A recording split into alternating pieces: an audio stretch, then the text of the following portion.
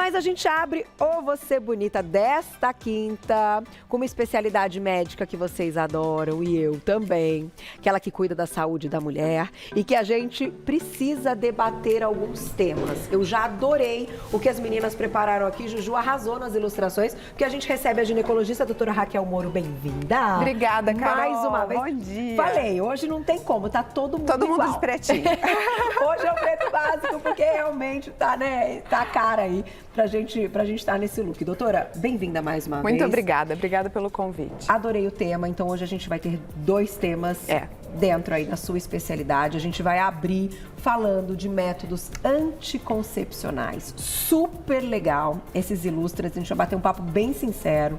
E na sequência, para quem ficar com a gente com conteúdo exclusivo, no momento que a gente estiver só no YouTube, a gente vai falar de candidíase, porque chegaram muitas mensagens. É um assunto sempre atual, super, né? E que a gente precisa também debater. E aí vocês vão mandando perguntinhas pra gente. Vamos começar então. Doutora, isso aqui é polêmico. É polêmico. Porque é aquela velha história, nem tudo é pra todo mundo. Então, por isso que é muito legal ter informação até pra debater com o médico. Você quer fazer algum tipo de introdução? É interessante quando a gente pensa em método contraceptivo, o que a gente vê muito, Carol, são as pacientes se medicando, né? Se automedicando. Então, minha irmã passou no ginecologista, ele entregou tal anticoncepcional, ou enfim, pra ela, eu vou tomar também. Isso é muito perigoso. Por quê? Porque cada mulher é única. Sem dúvida. Mesmo sendo irmã, mesmo sendo da mesma família. E aqui nós dividimos essa mesa em métodos não hormonais e métodos hormonais, para a gente conversar um pouquinho e explicar cada um deles, porque as eficácias mudam bastante, né? A eficácia contraceptiva.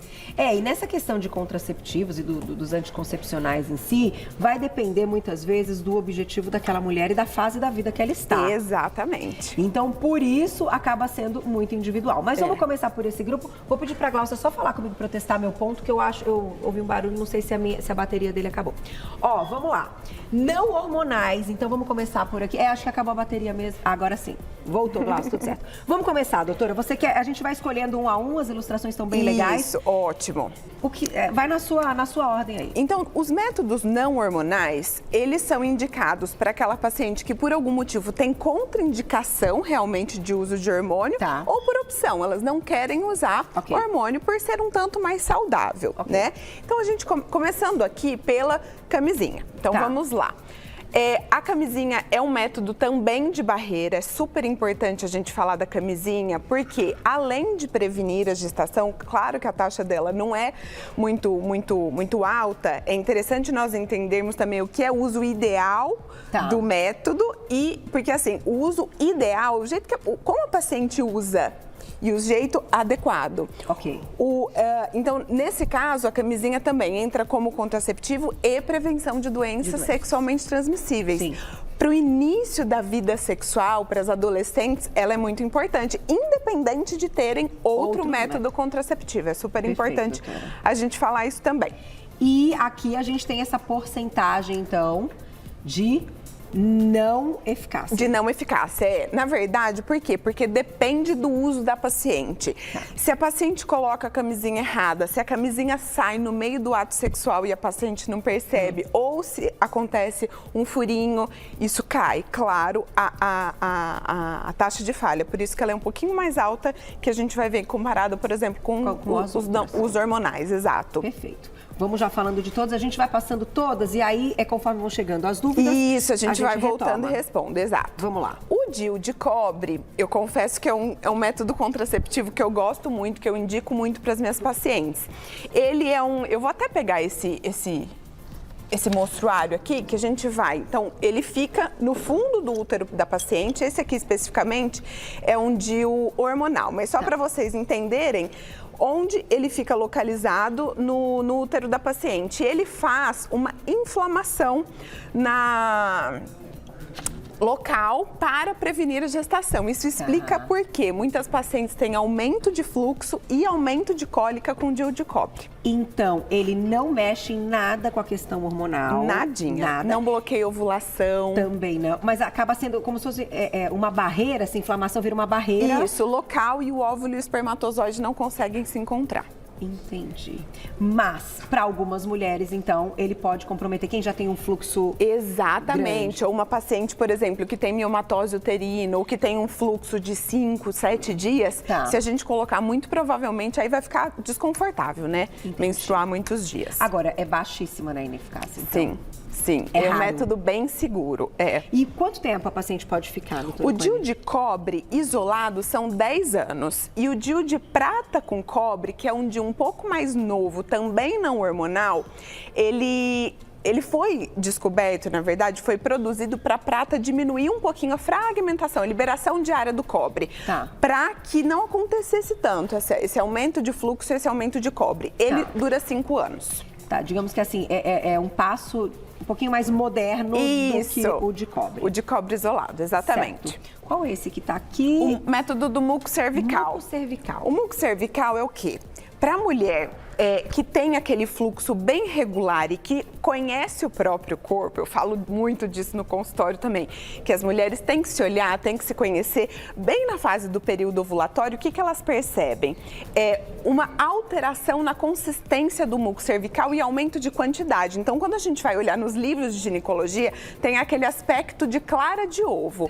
Quando o muco fica desse jeito, é porque a mulher está em fase ovulatória, né? E aí a chance de gravidez é maior. Ela tem que pular a relação sexual nesse período. Que aí vai durar o período ali de uns 4 dias. 4, 5, 6 dias, isso. Tá, então exatamente. Pode servir para quem realmente se conhece. Mas, veja, vamos olhar o número aqui, a porcentagem. A falha aí já é um pouquinho maior. Maior, Exato. 5% já sobe um pouquinho. Exatamente. Porque, no fundo, a gente é tão movida à questão emocional, às vezes... Sim, às vezes ela faz uma ovulação um pouquinho mais precoce ou mais tardia e ela se perde nesse período. Muito bom.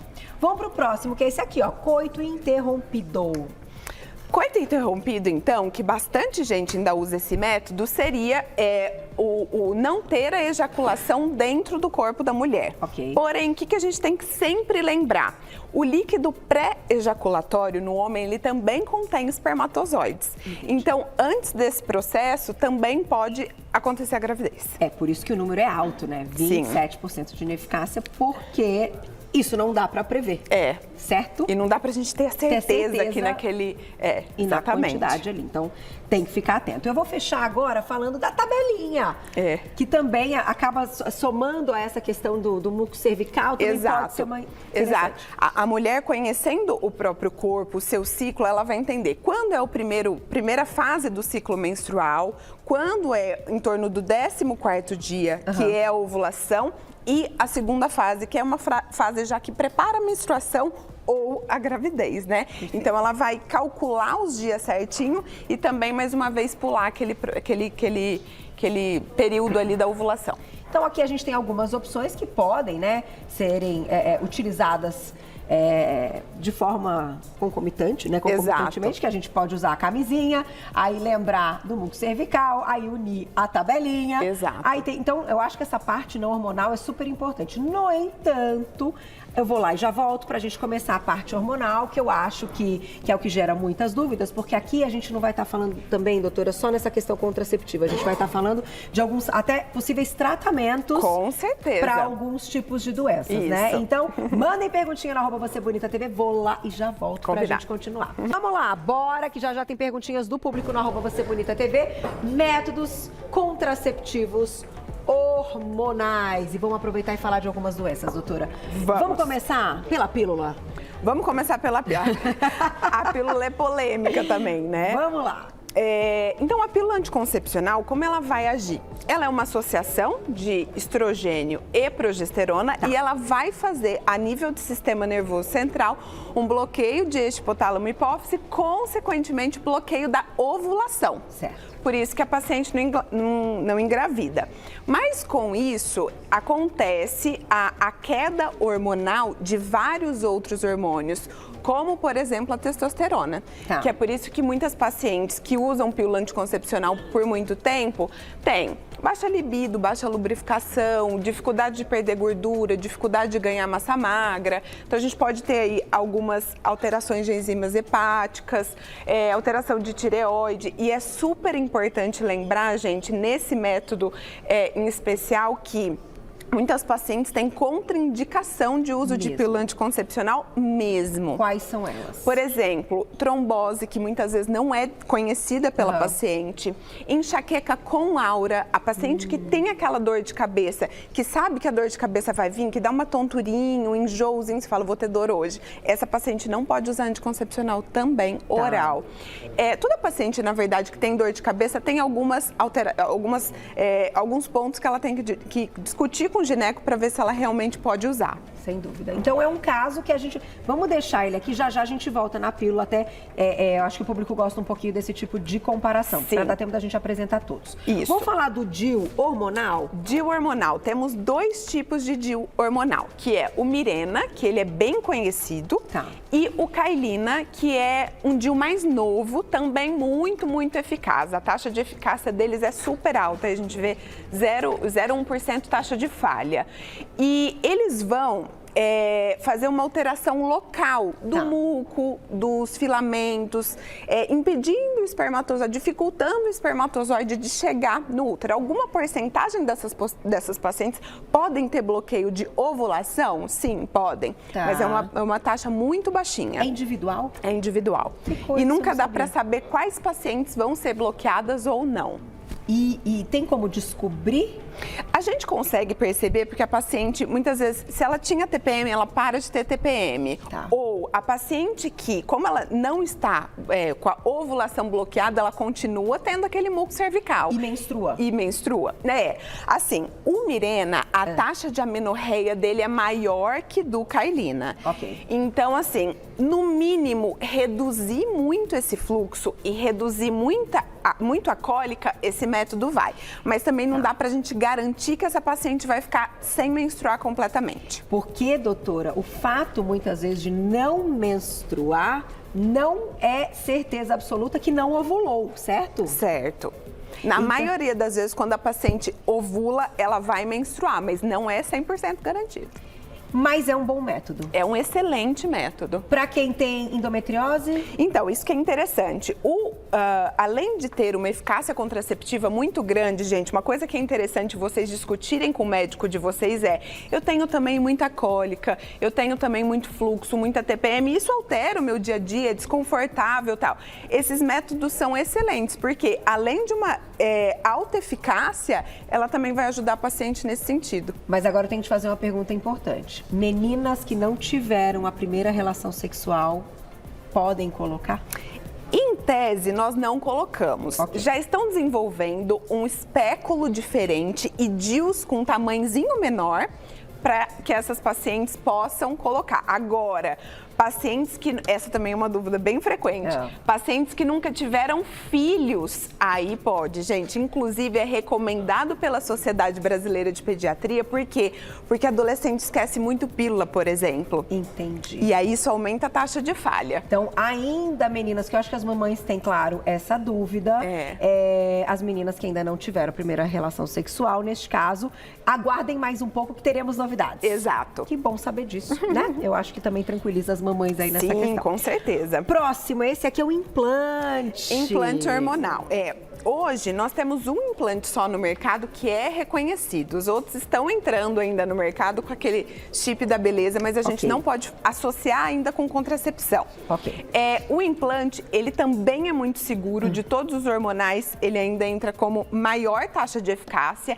E ele é muito interessante também para essas pacientes que têm muita cólica, que têm muito fluxo e aqui, individualmente, muita TPM. Ele melhora bastante TPM. Irritabilidade, aqueles sintomas bem do período pré-menstrual, ele dá uma boa ajudada. Mas a questão de ser um implante hormonal, o médico que vai, né, vai colocar, então, o implante, depois você pode explicar melhor, doutora, ele é que vai ver a quantidade desses hormônios individuais para paciente? Ou nesse caso não, é um já... Nesse aqui não. Ele é pronto. Assim como o DIU, o Mirena tem 52 mg de levonorgestrel e o Cailina 19,5. Esse aqui também já é pré-determinado, porque ele é comercializado. Esse que o médico consegue mensurar a dosagem, ele é manipulado. E aí, é chamado de chip da beleza. Exato. Então não vamos confundir. Esse é pronto para pensar no método contraceptivo. Isso, liberado pela Anvisa e pelas sociedades. Vou lá e já volto pra gente continuar, que o papo tá bom. Doutora é referência na área e quando a gente bate esse papo, a gente fala de saúde de uma forma muito gostosa. Agora, vamos voltar lá que já tem conteúdo exclusivo no YouTube. Continuem com a gente no YouTube, porque a gente vai falar de candidíase. E claro, vocês podem mandar perguntas aí dentro dessa especialidade, né, da ginecologia, especialidade médica, que eu sei que vocês têm muitas dúvidas e eu também. Então a gente aproveita esse momento, né? Com certeza. Vamos lá, paramos aqui então no implante hormonal e agora a gente vai para... Injeção. Injeção. Então, a injeção de anticoncepcional, a gente tem tanto a injeção mensal, que é aquela que a paciente vai tomar uma injeção todos os meses, e a trimestral.